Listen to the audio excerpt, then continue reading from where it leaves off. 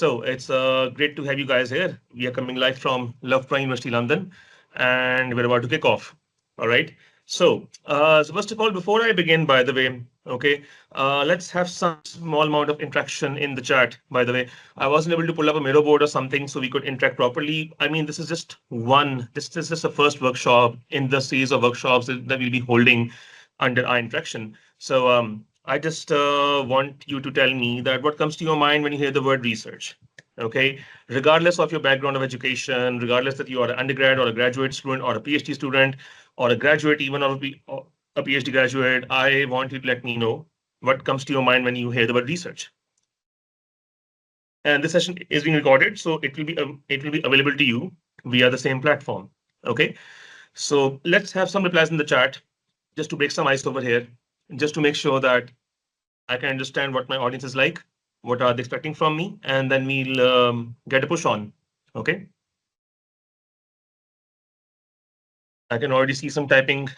Find gap and give solution. Okay, that's a good one. Very well put. That's pretty straightforward. That's what we do in research. Okay. Gap can also mean, finding a problem and then finding a solution. As simple as that. Okay. Can we have more answers, please? Sorry, Zoe, just one thing from my side.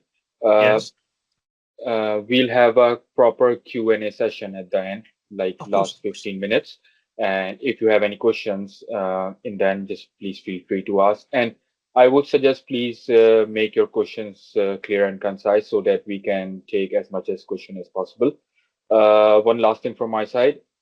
Before we begin this workshop, please mute yourself so that we can understand Zohaib without any distortion. Please, thank you. Thank you so much, Osama, for the instructions over here. Yes, it's indeed very important. Your questions will be monitored, and we'll always answer them as soon as possible. All right. So here's the thing. All right. We have a session at then which is dedicated for Q&A, but remember that we'll try to wind up this presentation within 35 to 40 minutes, so we can have more time for the questions because that's what needs to be answered. Okay. So I have around three answers over here in the chat. Okay, Mausana Sheikh says that to go deep and dig in a certain topic. Yes, it indeed is. You become a master at a very, very small niche area. I believe research is all about getting to know facts hidden, the curiosity of a phenomenon. Okay, very philosophical, very poetic, I would say, but yes, it does mean the same thing. Okay, so yes, I'm assuming that that's all we have from the audience at the moment. Pretty shy. I was expecting more answers, but that's totally fine. Let's just get into it and then we can have more questions, more food for thought. Okay. So I'm about to share my screen right now, everybody. Please hold on to your seats as we dive in. Okay. This is what I have at the moment. So, okay. Just going to pull up this and then I will start the slideshow to make sure that we all have the same thing. Okay, by the way, the same slides are within, excuse me. I think I've started too soon. Wait a minute. Yeah, we can see your screen, Zohaib. Okay, thank you for that. I am trying to do something else here. Just a minute. Just want to start from the current slide. Okay, wait. Yeah, now that's better. Okay, I'll start from the beginning. Okay, now, can you all see my screen now? Is it clear? Yes. Yep. Okay.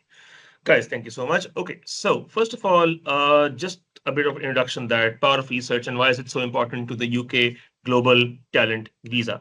So here's the thing, everybody. The main thing is that, the UK as of now in 2025, it has a lot of people who are available for doing menial jobs, like the physical jobs. They have enough people in construction. They have enough people in healthcare doing the menial stuff. They have enough waiters. They have enough restaurant people and everything. They have enough delivery people.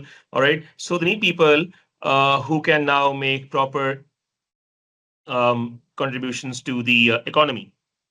And that only comes about when you are a researcher. You have done some proper innovations for people in your for people, and within your area of research, you have done some proper academic. You have gone through an academic route, and so on and so forth. Okay, so it's very, very important that you understand the importance of research, and of course, good research or some good one or two publications can make way for you to make your application stronger for the UK Global Talent Visa. All right. So let's begin now. I'll be just suggesting things from a very, very basic perspective of of being a researcher myself. All right. You can either agree or disagree with my point of view. It's totally fine. It's totally fine. Okay. I'm just trying to make sure that you understand the importance of research and you understand why we have to do it. Okay.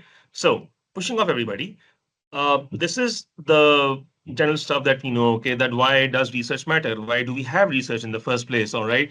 So remember, whatever technology innovations that you see at the moment, for yourself. I mean, you see ChatGPT or you see any developments in weapon technology or satellites or any of these healthcare technologies that you know about. They have all come from research. Okay, someone has taken out time to look at the problems which were existing, and they have taken their time to come up with an a proper solution, an innovative solution, so to say. All right. Now remember, a disclaimer before we move on from here.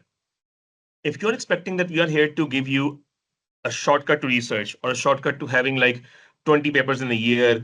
This is not that kind of workshop. Please remember, okay? This workshop is to make sure that you understand what research is, why is it important, and why do you need it? Okay. I We of all people have no shortcuts to hard work or like getting like proper research done. We can only help you speed up the process, but we cannot tell you the magic door or the magic lamp that comes with the solution. That is up to you to that's up to you to actually make your own path and figure it out. Okay, so please do remember that before we dive in. So yes, of course, when you research and when you look at a problem, you try to find a gap in the existing literature and you try to come up with a solution. Okay, this is where the actual hard work happens. Okay, you are pushing the knowledge frontier. You want to make sure that you can add more to the human knowledge.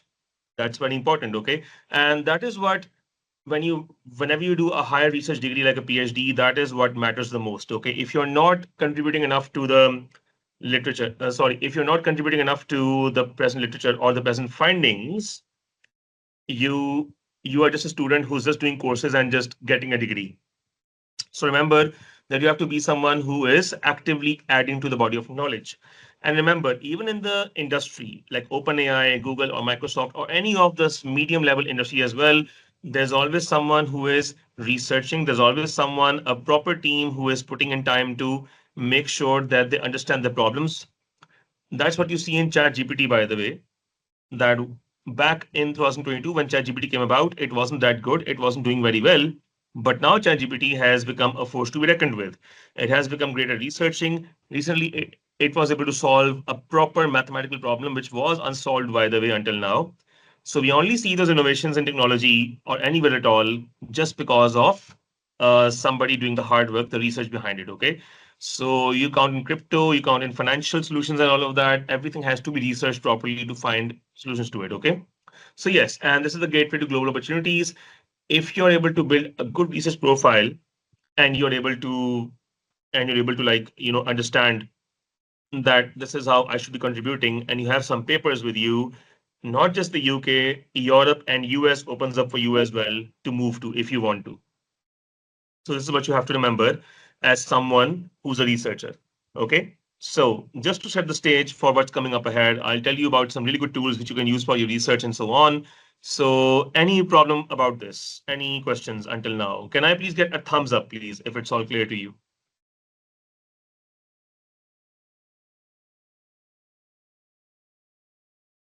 Okay, I think we have a question from Ashik Akram. Okay, Ashik, will you be glad to kindly add your question to the chat so we can have it saved and then we will answer it once we are done with the session, okay? Thank you so much. Yes, I would love to answer right now, but we have a lot of participants. So once you digest the main content of this presentation, then we can move on to answering more of your questions. Okay. So why is scientific research so important? Okay, you have to understand that the medical breakthroughs that we have, like the COVID-19 vaccines, which came out within a span of 6 months when the world was in a pandemic, it was only possible due to some people putting their time and trying to find out an innovation. Okay, so that's why we have it. Whether you call it a conspiracy or not, the vaccine itself is indeed a big contribution to medicine. Technological revolution as we see, okay. Your mobile phones at one time were just big bricks, okay, but now they've gone to being very slim. They have gone to being proper, like screens on which you can interact with people properly, which you can interact with software properly. So that was only possible due to research. Okay, the same goes for the solutions to environment, renewable energy, sustainable agriculture. We know about a certain country in the Middle East at the moment, which is able to drive the most crop production out of a very small amount of water. Okay, and yes, economic growth and job creation. The more you do research, the more different job fields open up, and the more you get people to have jobs actually. Like AI and large language models like ChatGPT and Google Gemini have opened a doorway for people to be into prompt engineering, like like writing a proper question for ChatGPT or Google Gemini to solve. And by the way, these tools themselves can help you with your research properly. Okay, so let's get a move on to some actual tools that we're looking at. Okay, after this, I will jump on to some interesting tools which you can use in your research. All right. So first of all, let's have a look at something called how do I put this? Types of research. Okay. Now, regardless of you people being from a background of computer science, mathematics, social sciences, or humanities, okay, research techniques can vary. So it's up to you how you want to contribute to the field. All right. Like for example, if you look at this one, we have something called qualitative research that comes up first. So in qualitative research, you have to understand that it's more about the philosophical side of research. Okay, and it's a technique that used a lot in humanities and social sciences. All right. So if you want to solve something relevant to, if you want to ask or explore more of an area which is pertinent to philosophy or economics, for example, or even like how do I put this? Psychology and so on. Okay, you would want to do interviews first. You would want to gather data from those interviews, and then you will do something called focus groups. Okay, now focus groups and interviews make sure that you have enough data, you have enough opinions, and then you do your own study on that. You do your own proper analysis on that, and then you find something new which you match with the present literature, and you have a contribution. So that is what we call qualitative research. All right. And the next part is, which I like to look into, is something called quantitative research. Okay. This is more about scientific research. This is more about carrying out experiments which are relevant to a scientific area. So if you're someone who's from a physics background or a chemistry background or biosciences or computer science, you would want to take up something called quantitative research. Okay. So it's more about you collecting data from a study, you doing some experiments on it, doing some analysis on it, hypothesis, making your hypothesis, then turning that into a scientific law and writing a paper on it. Of course, all research methods lead to paper writing. Okay, so that's what we have at the moment. You can see that quantitative and qualitative research do differ a bit in the ways that they are done. Quantitative is more about what I call as numbers crunching. Sorry, we call that as crunching numbers. Okay, so quantitative research is more along that lines. Okay, so you get some data, you apply some mathematical formula on it, you try to find a good contribution from your data, and remember whether it's qualitative or quantitative research. Okay, it's more about experiments. It's more about how well your data is looking, how uniform is your data, and what sort of mathematics are you using to prove your theorems and whatnot. Okay, but please, I don't want to scare you with mathematics or any of those sciences. Okay, it's just that you need some mathematics to come up with a better way to study that data and to come up with a better approach for your novelty. Okay, The next one that we have at the moment is called computational and modeling research. This is what I do, by the way. My research is in the area of explainable artificial intelligence, which is quite interesting because you know that sometimes you ask ChatGPT a question and ChatGPT does not give you the right answer. You wonder why is it? Why is it? Why has it happened? So my job is to make sure that if you have an AI model and you ask it some question, you give it some input and gives you an output. How is that output relevant? Why are you getting that output in the first place?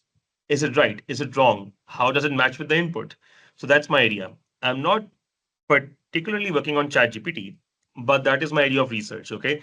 I study these algorithms, I come up with an algorithm of my own, then I try to understand it. Okay. Like as you can see over here, that it's about creating and evaluating new computational methods, which is like you understand some algorithms, you understand that some algorithms are being used for generative AI, for example. You try to come up with an algorithm of your own, you test it out, you test it against some benchmark data sets, and then you come up with a totally new contribution to the body of knowledge. Okay. We have just published about a new algorithm which does study how these AI models work. All right. Um, Last year in a conference. Okay. So this is what this whole area of research is about. So you develop a new algorithm, you give it some data, you test it out, then you come up with a new way of proving your theorems. The next one is mixed methods of research. Okay, this is something that combines qualitative and quantitative data, research. All right, this is how I would do it. For example, if I've carried out some really interesting interviews or case studies, I've built them. I will use the data from that and do some really hardcore mathematical analysis on that data. So in this way, quantitative and qualitative data, qualitative research will be combined. And in that case, you come up with something called a novelty, a contribution to the area of research, and then you can publish that. The very important part of our presentation, which is more about how do you publish these things? How do you find the right journal? How do you find the right conference? And that is what our next slides and discussion will be about. Okay. So this was just a small summary of what you should expect from scientific research and how to do it in the first place. Okay. Of course, I mean, some research might suit you, some might not suit you. Okay, you want to do studies in your area, you want to make a new algorithm for your area of research. It's totally up to you. But before you dive into research, please remember that research, more than just being publishing papers, okay, it's more about having the passion to actually discover your area. It's more about having the passion to explore your area and then coming up with a solution. Because remember one thing, you will have people who can do all sorts of novel work, but then to come up with an innovation or a solution for your field, it's very important that you understand, you are passionate about your field. That is the whole point.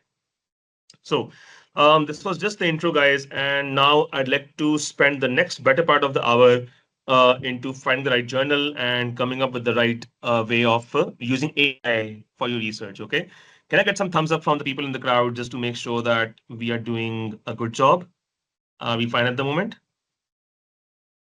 I do see some thumbs up. My people at Eye Interaction are handling the situation well. I know. Okay, so moving on, everybody. Right now, I will just escape this. I will end the slideshow because I want to now focus on these different tools and how do you use them for your own research. Okay, so like, how do you find the right journal or the conference? So if you're not aware of how research works, basically, once you're done with your research, once you're done finding something new, it has to be published. Okay, it has to be shared with the scientific with the scientific world, all right, with the people around you, with researchers around you. And the most authentic way to share that is through writing papers. Okay, now papers have different templates, papers have different methods, and then a journal is that it's like a yearly publication whereby the recent findings are published in the form of papers, and it might take around 6 months or 1 year for a journal to tell you whether your paper is accepted or not. Conferences mostly have conferences are what we call, they have like shorter. They, sorry, just a minute. Let me just get the correct color for it. Yeah, that's fine. Okay. Conferences mostly have shorter, as we call it, they have a shorter time span of decisions. All right. You submit your paper to a good conference. Okay. They will get back to you within 1.5 months or 2 months and let you know whether you are published or not. Okay. And then you have to go to the conference and present. Many conferences now they do offer you to come all the way to the country where they are presenting, or they also offer you a way to present online. It's totally up to you. Okay. And it depends on the conference as well. So without further ado, let's speak about how do we do all this. Okay. Let's speak about this now. So basically, you first have to define your discipline and subdiscipline before you can get published.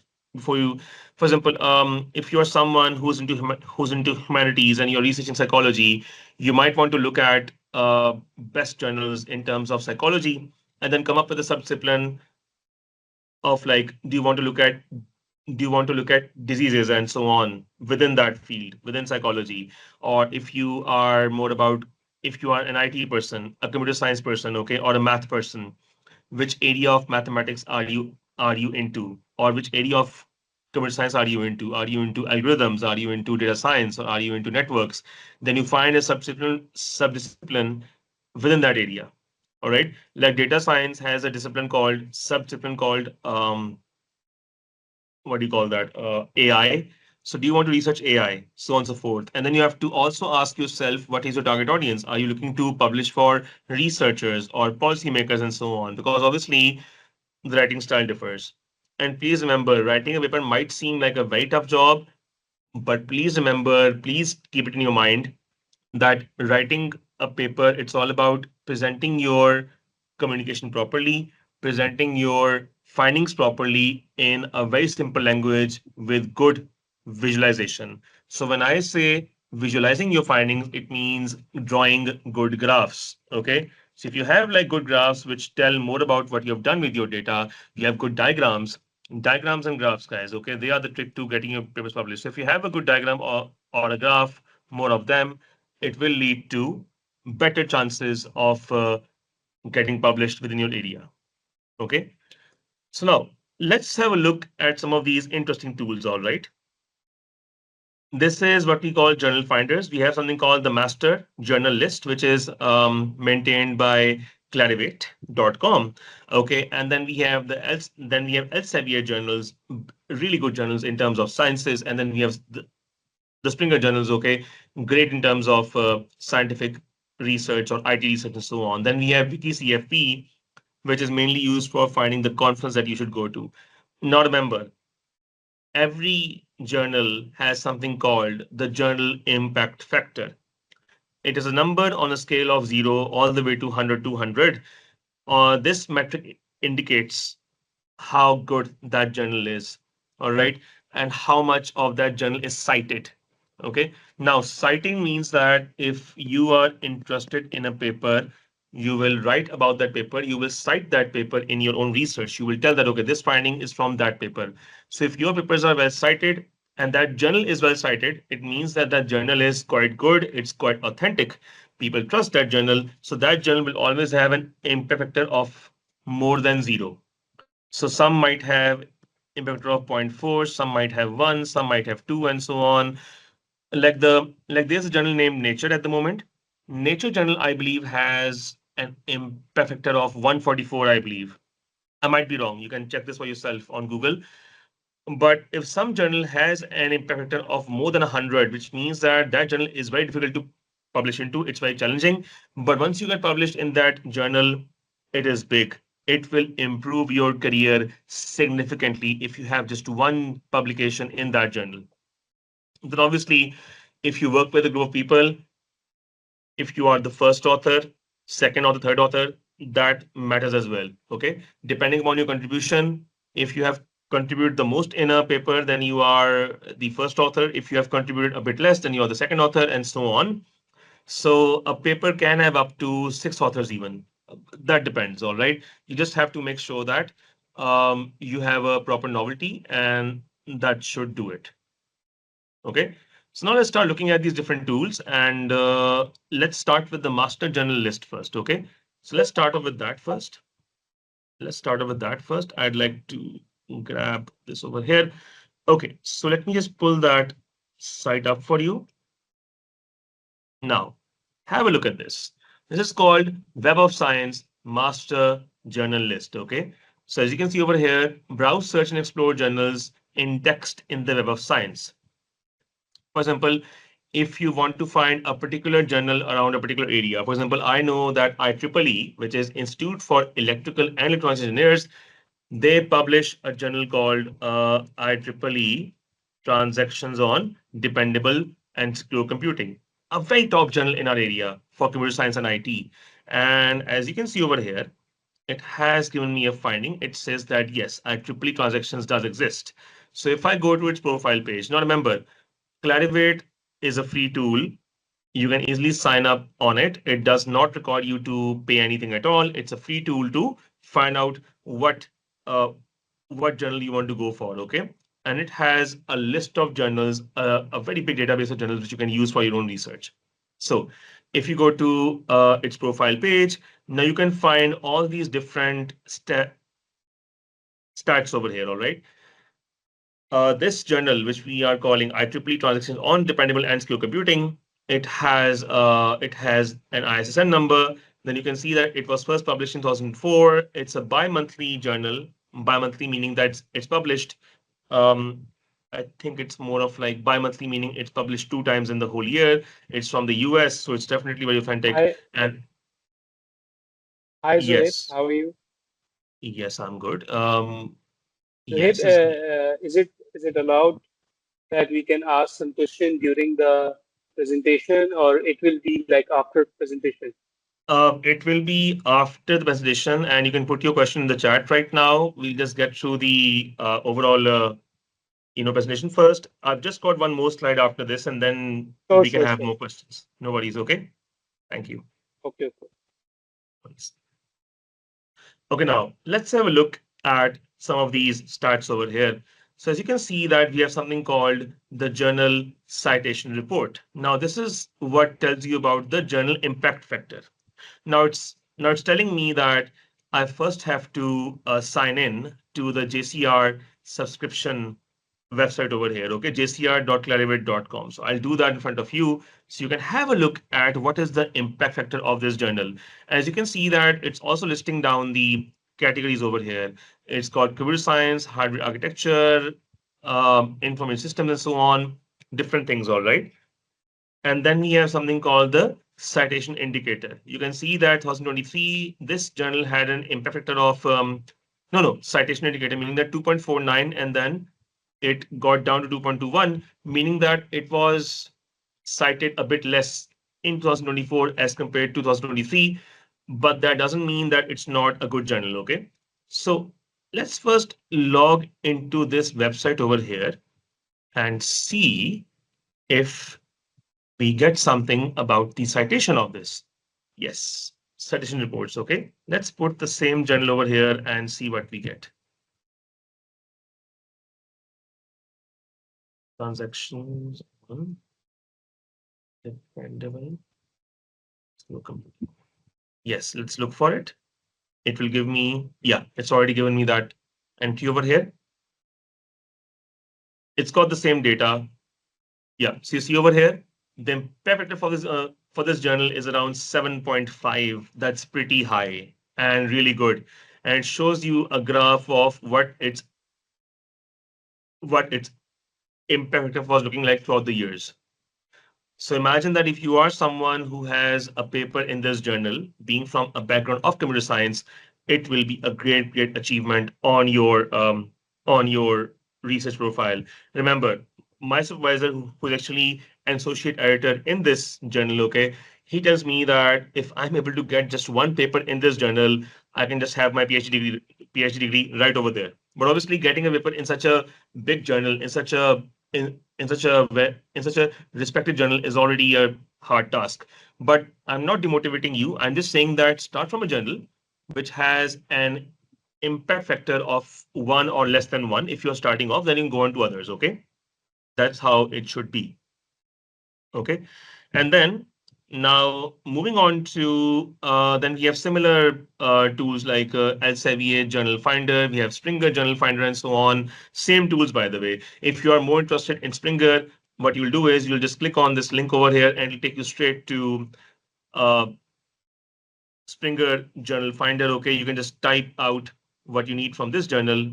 Excuse me. Okay, so if I'm right here, I can just type in, for example, artificial intelligence. If I want to find journals by Springer on this area, Springer is also a great journal to go for, by the way, if you want to.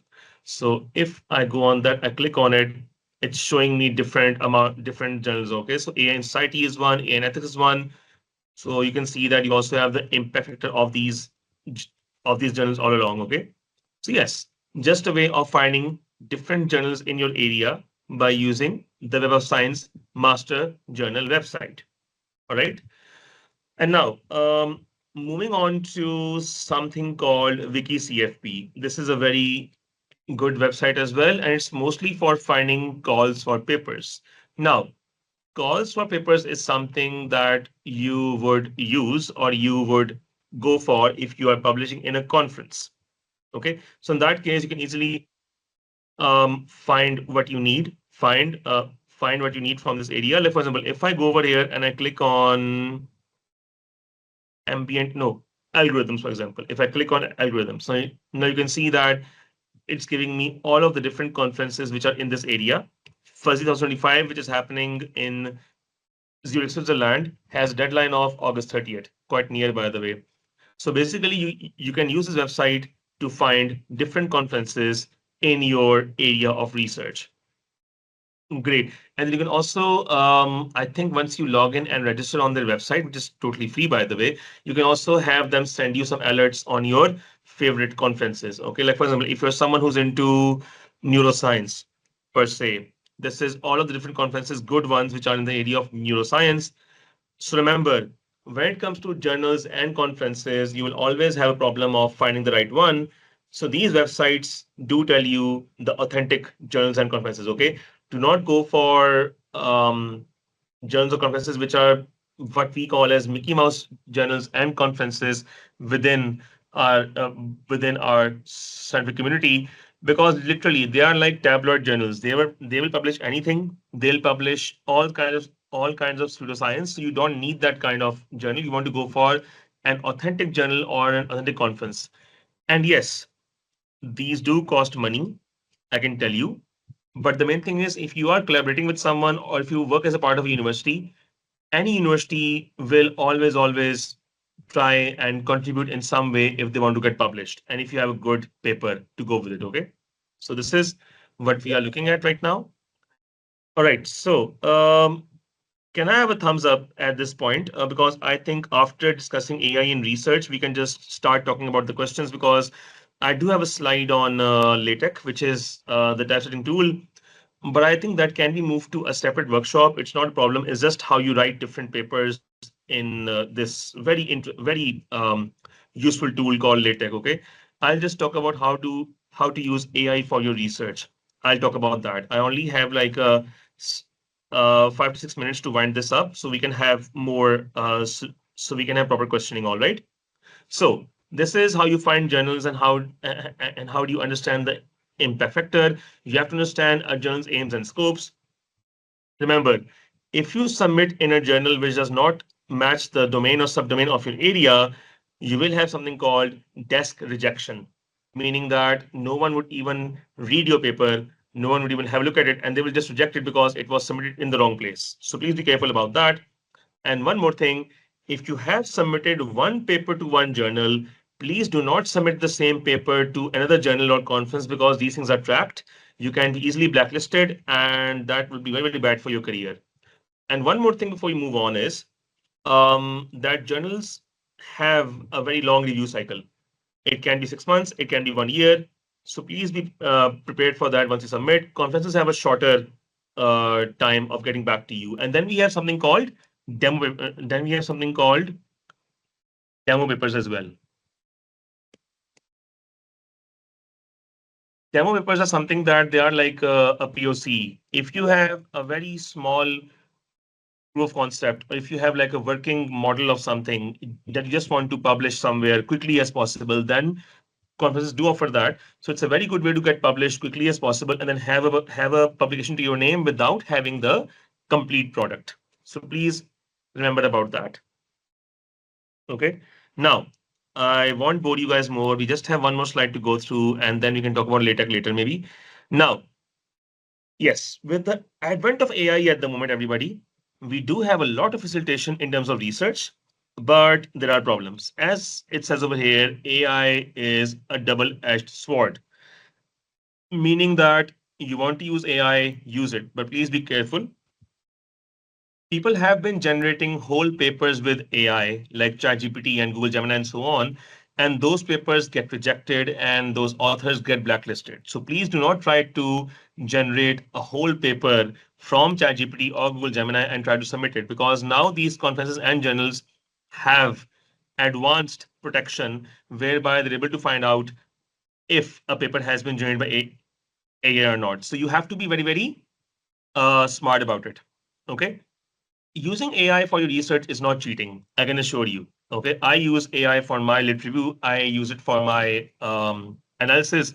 But if you use it wholly solely for writing the whole paper, that can cause you problems. Okay, and remember, the academic community is very small. If you get blacklisted from one conference, word does spread, and people will know that you are someone who was caught doing something very, very wrong. Okay, and so it's all about academic honesty in our circles. And if someone claims that they can publish, I don't know, 20 papers for you within a year, they are lying about it. Do not fall for the trap. As long as you do good research, as long as you get published like once a year, twice a year, that is great. That is great. That is great contribution and achievement, by the way. All right, now moving on. Concerning AI, we have something called prompt engineering. Okay. Now remember, Google had the same thing before all this AI stuff. If you knew what to ask Google, if you had the right question, Google would give you the right answer. That's very important. So if you do not know what to ask Google, it will never ever give you the right answer. The same goes for these chatbots. So please learn to write good prompts or good questions. Okay. It's very easy to learn. You can easily go to LinkedIn and learn about it. Okay. People have different templates for asking the right questions. Okay. So please always pay attention to that. All right. Now, first of all, your research or your research pipeline, the first thing in that is literature review and discovery. Okay. How do you find out a problem in the first place? And that involves doing some in-depth lit review and looking for the right sources. And that's why we have some tools in that area called researchrabbitapp.com, site.ai, and Credit Papers and PaperPal. Okay. I will go through them one by one. So Research Rabbit, what does it do? If I click on this, Research Rabbit is already logged in on my side. This is the main dashboard of Research Rabbit. So let me just explain this tool to you one by one. So basically, if I am researching the area of explainable AI and I've uploaded some three papers over here, I want to find out whether those papers have some connections with other papers around them. Where have they been cited? Where have they been used? Okay, so that's why I will click on something called similar work. Now, do you see this baby over here? Now, see that? This is something called a paper graph, by the way. All right. Now, this is telling me that this paper has been cited over here. This paper has been cited in this paper and so on. So it makes a proper graph for you whereby you can track and find earlier work or literature in that area. Okay, it has a lot of filters and it's a free tool. So once you know that which authors worked on it, you can find their contributions, and then within the conclusion section of every of these papers, you will find something that has not yet been solved and you can start working on it. So that's more about how you find the area where you want to focus on. Okay, so Research Rabbit is a great tool for that. It draws this graph for you. It gives you a visual, beautiful representation, and you can find who else has worked on this area, how recent is their finding, and then you can go to their paper and find out in the section of conclusion that what gap is remaining in this area. So Research Rabbit is one such tool, and then we have something called Cite AI. I use it personally for my research as well. It's a paid tool. So the best part about this tool is If I click on its assistant part, which I think is open over here, and if I go into my chat history, for example, this is a question. Give me some papers on ideas where counterfactuals are used with higher order sensitivity analysis. All right. So if I click on this chat and if I ask it a simple question like, give me the latest papers which connect counterfactuals with mechanistic interpretability, and I go, sorry, and I, excuse me, and I ask it. Now it will start searching for the latest papers. It will give you actual papers, not something made up by ChatGPT or Google Gemini. It'll give you all the main papers which you should be looking at. So give it a while. And then you can cite papers on here. You can start reading them, and then you can find all those papers on Google Scholar. Remember, most of the papers are available on Google Scholar, or you can use a website called libgen.is. It will do the same job for you. Okay. So yes, it's checking it for me right now. Just give it like a minute. 3 minutes on the watch. Okay. Just making sure that we hit that target. We are almost there now. As you can see, it has given you a very interesting small lit review, and then these are the papers which you can use. See that? So these are papers which are quite relevant to my area. I will look at them, I will study them, then I'll put them into Research Rabbit. It can give me the output and it can help me identify the gap that I'm looking for. Okay. Kinetic papers is the same thing. PaperPal is a very good tool, and it's the last tool which I'll present for today. If I log in over here, just give me a minute.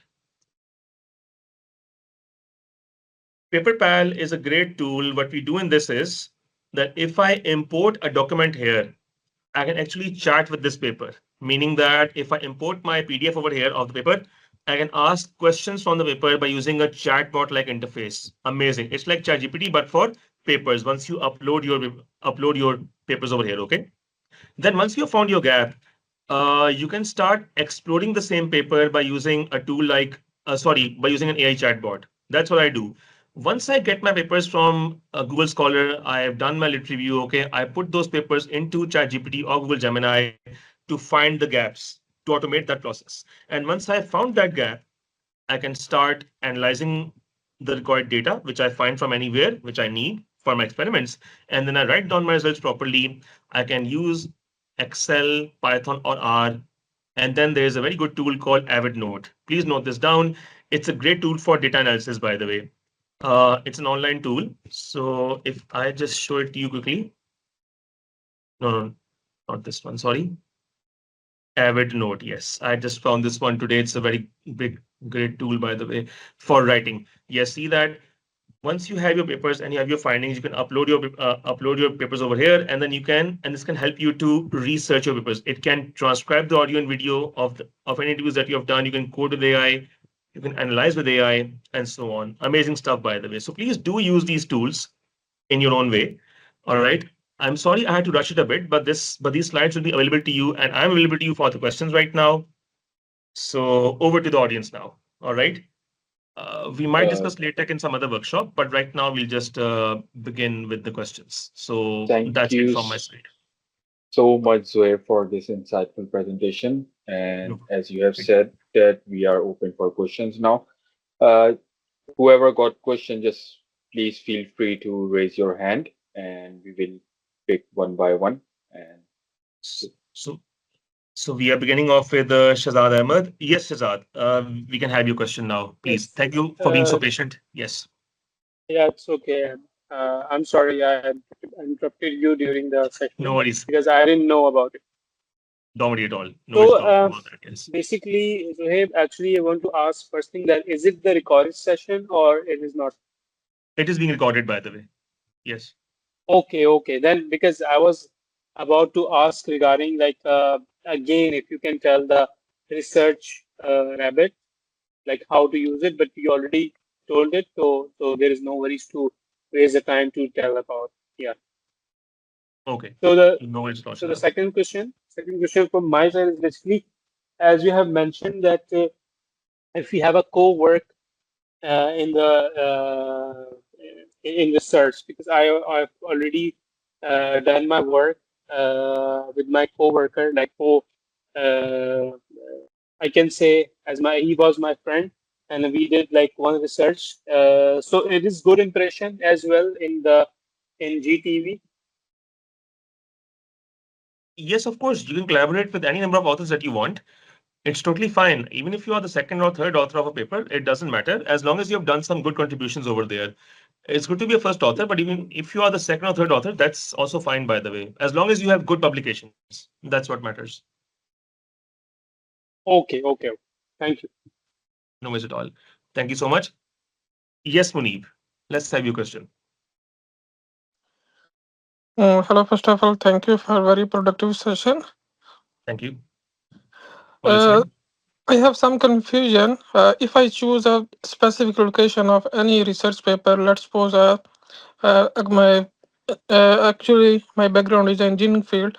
I choose some research papers on some specific location. Let's suppose I get data from any specific, from Lahore on Lahore base.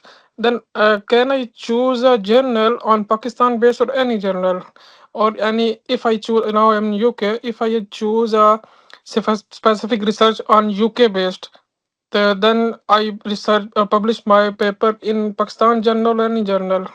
This is a confusion.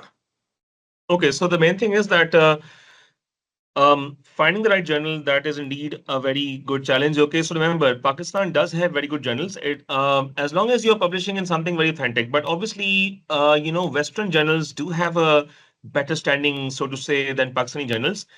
Pakistani journals, I would say that if you can find a journal in the X category, W is like second, X category. Those are the best journals concerning Pakistan, by the way. So either you go for X category journals or you go for the Western journals. It's totally up to you. But concerning your application, I would say that please go for a Western journal. You can find plenty of journals on the clarivate.com website which do not have very high uh, IF or impact factor, and then you can easily publish in them or a conference within the Western Hemisphere. I would say that that would be way better for your application. Pakistani is fine. I myself have a publication in a Pakistani journal, but obviously finding something that's from the UK or the US, it's more impactful for your visa application. Is that clear, Muni? Yeah, thank you so much. Actually, I publish one research paper. Then I start my work.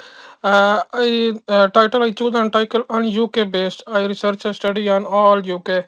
Then I find a Okay. very highly paid journal. Then I move my research topic to journal. And I choose Okay. my journal in Pakistan, a climate change, and are successfully published now. This is a I mean, confusion. Yeah. that's fine too. That's fine too. I mean, Yeah. Okay. the journals based in Pakistan are also good. Just make sure that the journal has a good ranking and it's authentic. That's the main thing. All right. As long as you have a as long as you have a publication, that matters. Okay. So that's okay too. No worries. Yeah. But let's That yeah. that one is a Y category HEC recognized. Oh, Y category. That's fine too. That's fine too. No worries. No worries. You just Okay. have to make sure that's authentic. Your findings are published well. They are well. They are well. They haven't communicated well, so that's okay. That's okay for now.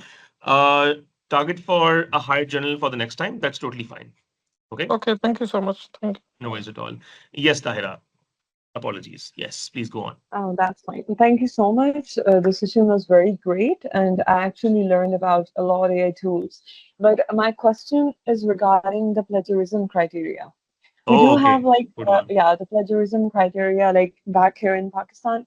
I myself, I'm writing like many research journals for now, and I'm quite worried regarding the plagiarism thing. I believe, and I have Okay. known that there are many AI tools available, but I don't know anyone that is most appropriate to, detect the plagiarism of my research paper. So, can you suggest the most suitable AI tool that can tell me regarding the, accurate value of plagiarism for my research paper?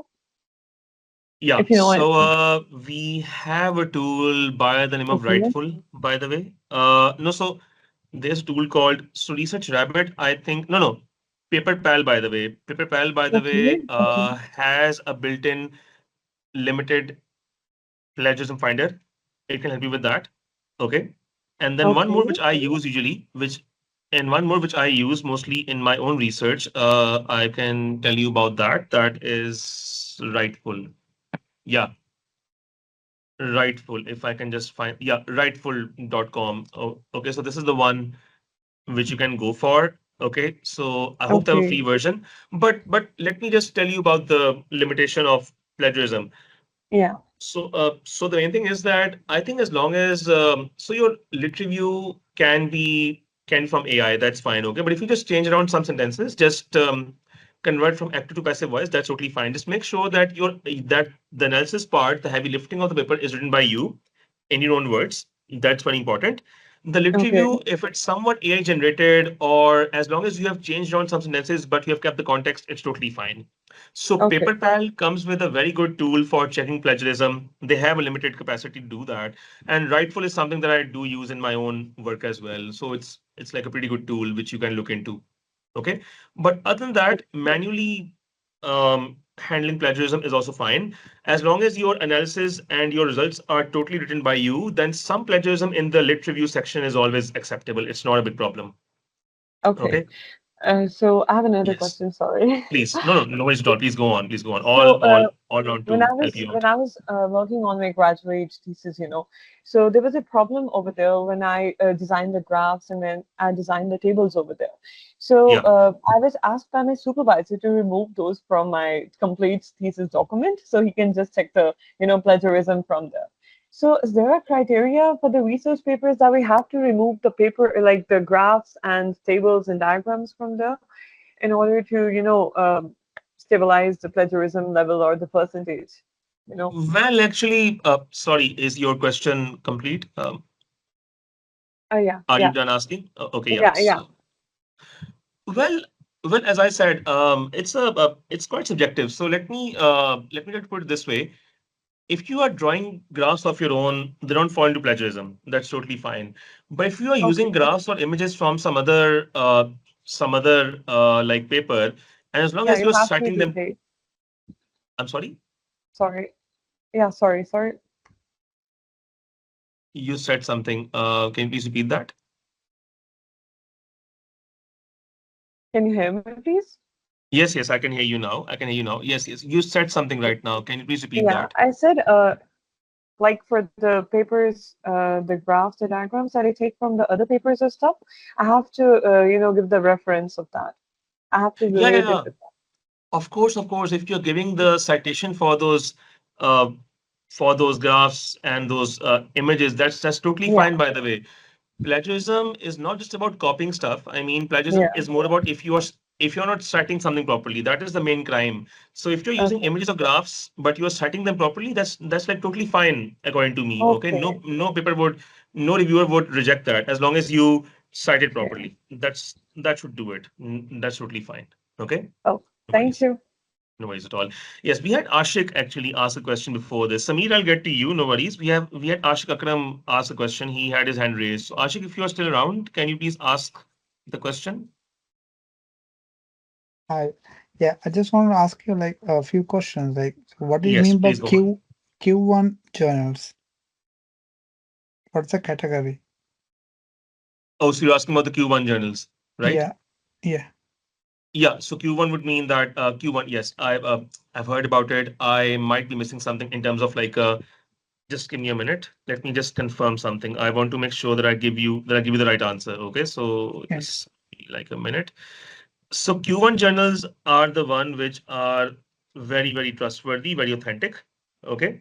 So that is, yeah, yeah. So this is the journal which ranks in the top 25% of a specific subject. Okay. So yes, if you are someone who's looking to publish in a Q1 journal, that means that your finding or your research is pretty top notch if you're going for a Q1 journal. Yeah. So and also like so just when it comes to the just imagine that we are gonna publish a journal article in a way, so they're gonna cross check the whole work, right? So if it is like it's Mhm. not like good enough to publish, they're gonna reject it, or like they're gonna, oh, That's whatever we have, we can submit it and do that journal article.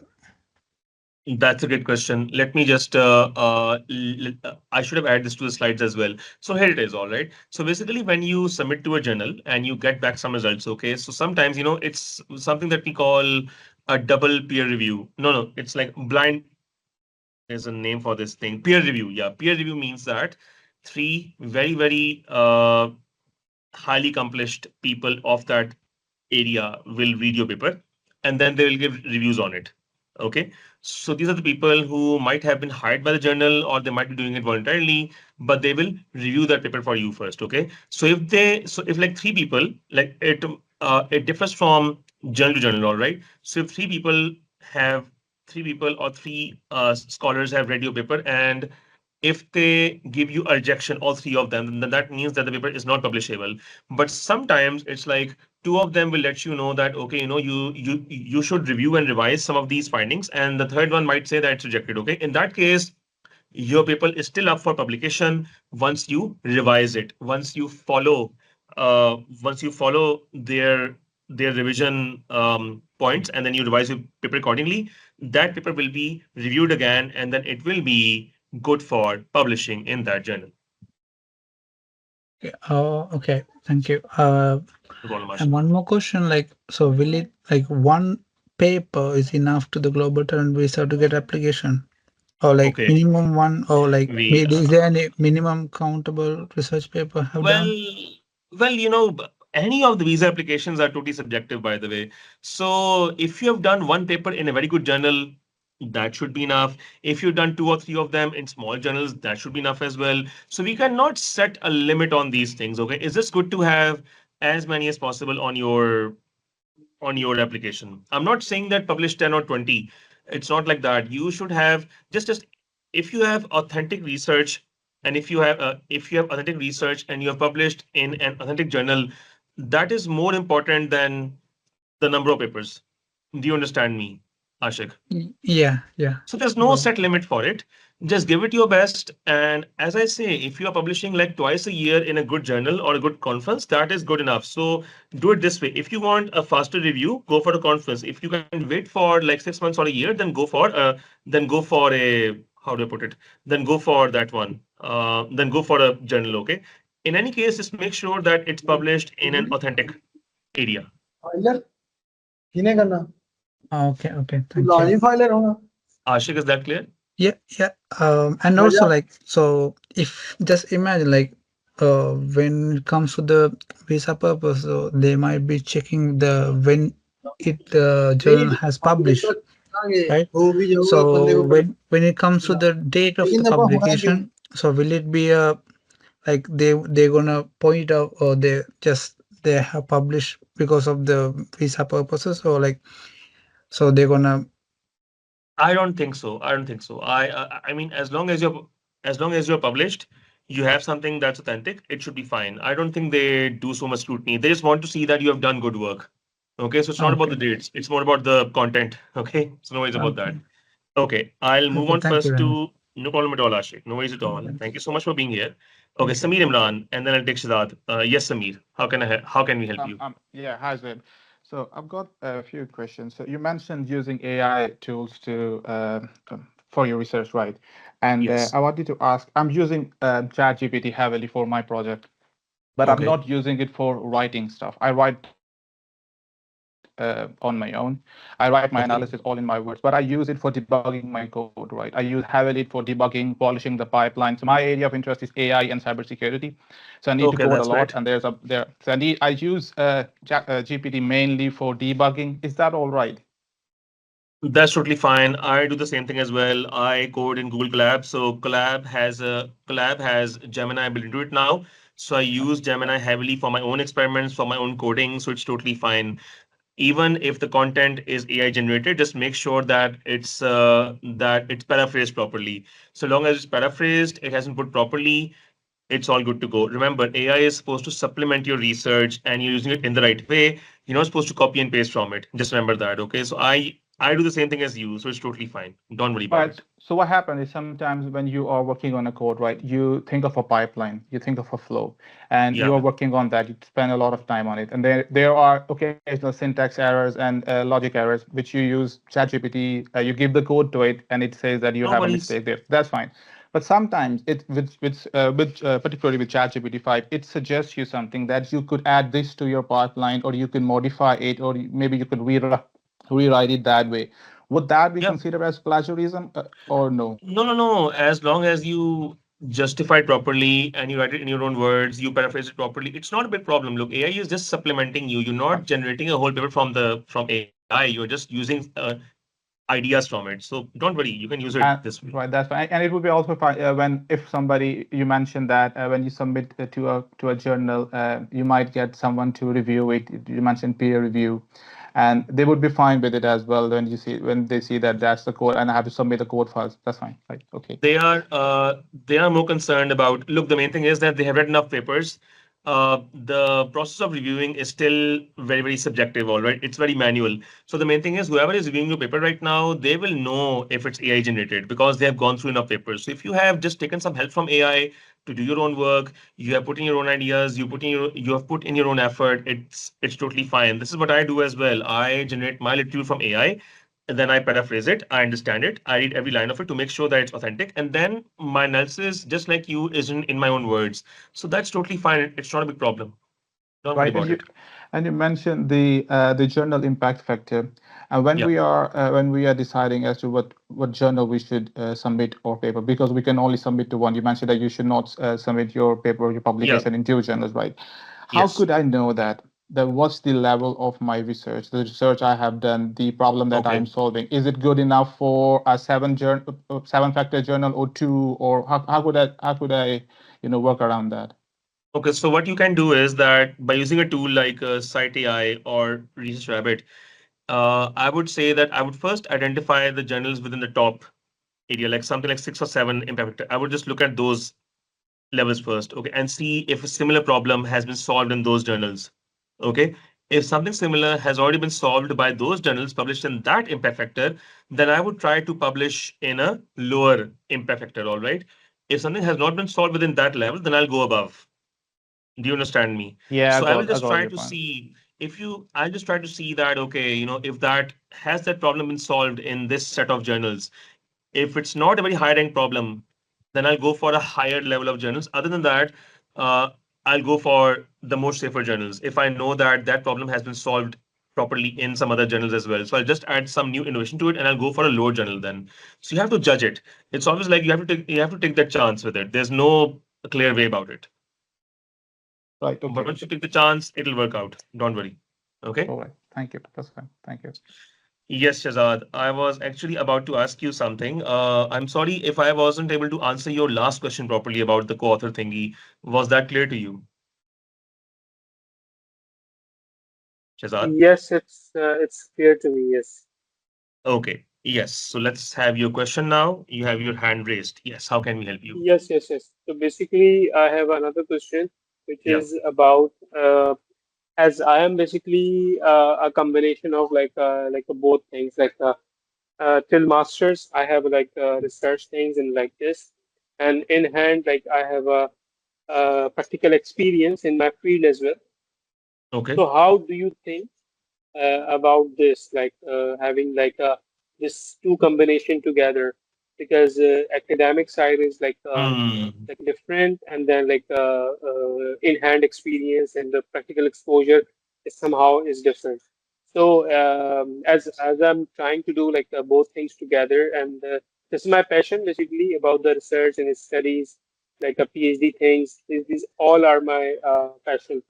So in GTV, how do you see and the judges of the GTVD who's actually giving endorsements, so how they are looking these things as well? Okay. So the main thing is that so concerning the GTV, by the way, I just understand that there are two parts in it. Either there's academic, then there's industry. as you say that you have a lot of practical experience, but if you look at the industry side of it, it's looking more at people who have done a startup, okay, who have taken an initiative in that form. Having good experience does help, by the way, but it's more about how you took an initiative to solve a problem.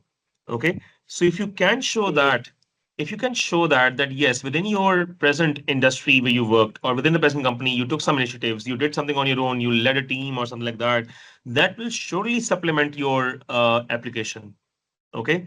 So if you're targeting the academic route of applying for GTV through your research and all, supplementing the part that you actually led something, you actually led a team, you actually took an initiative on something, that does add to the overall application properly. And that would really make your SOP stand out, I would say. But if you want to go for the industry side of applying, an industrial route of applying for GTV, uh, I mean, mostly the applications which are powerful over there are the ones where people have done startups. Okay. they have some they have some constructive results to show that okay, my startup was able to get this much funding, so on and so forth. But if you have done some work in terms of industry, that is more relevant to adding it to the academic route, then I would just say. okay, okay. So it means like whatever I feel or I work in the industry, and about this I can also write a paper about this as well. Yes. If you have solved a problem, Google and Microsoft do that regularly. Okay, like for example, when ChatGPT came out by OpenAI, they actually wrote a paper about it. They actually published a paper about ChatGPT, about how it works. Okay, so if you have done Mm. something in the industry, you have solved an actual problem, you can easily write about it. Industries also publish a lot of papers. Like whenever a new algorithm comes out, Google always writes something called a white paper about their own things. Okay, white paper is not exactly something that's published, but it's something like an open document just for people to read up on, like what's happening in the algorithm. But you can definitely publish about anything that you do at your workplace and the industry. It's not a problem. Okay, thank you. No worries at all. Okay, okay. I might just stop sharing. So yeah, we can just head back to this. Okay. So okay, I think I we think have that's some messages here. Yeah, that's great. We let's are just check uh, yeah, chat just first. just going to go through these questions over here. I've just got one from Daniel over here. Are Yeah. publications more important or conferences? Okay, Daniel, look, both are very important. You have to understand that. So look, conferences are just a shorter way of getting a review on your research. Okay, they're much quicker. Like they'll get back to you within a month.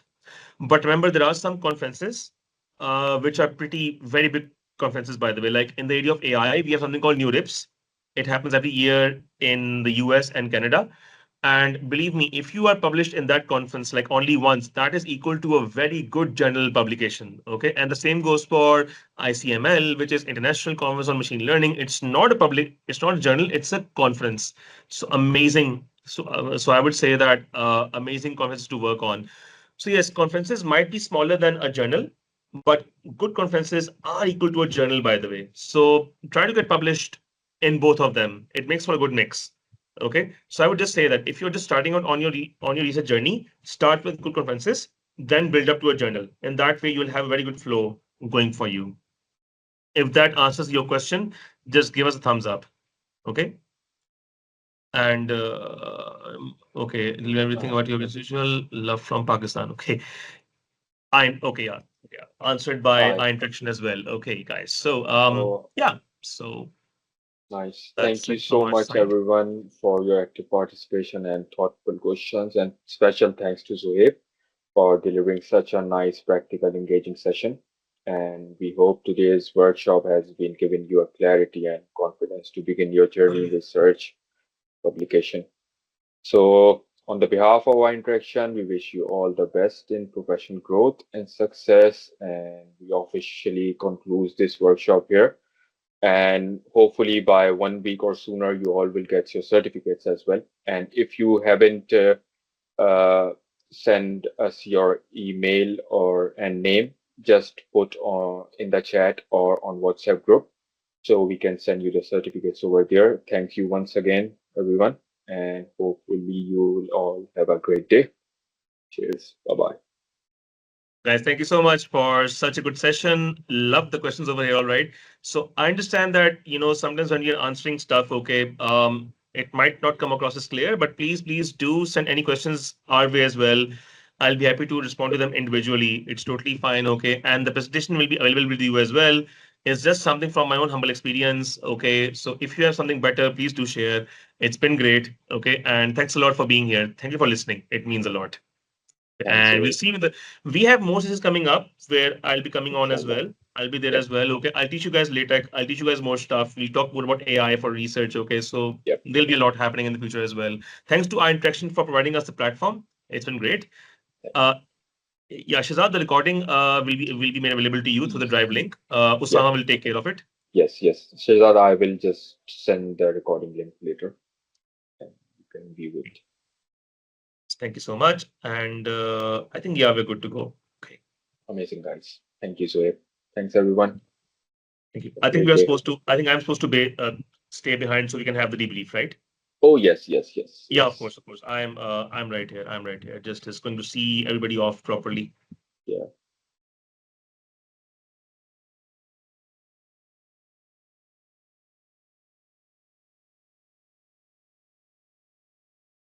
No more Abubakar. Thank you so much for all the encouragement, for all the love from you guys. Amazing job, amazing questions, I would say.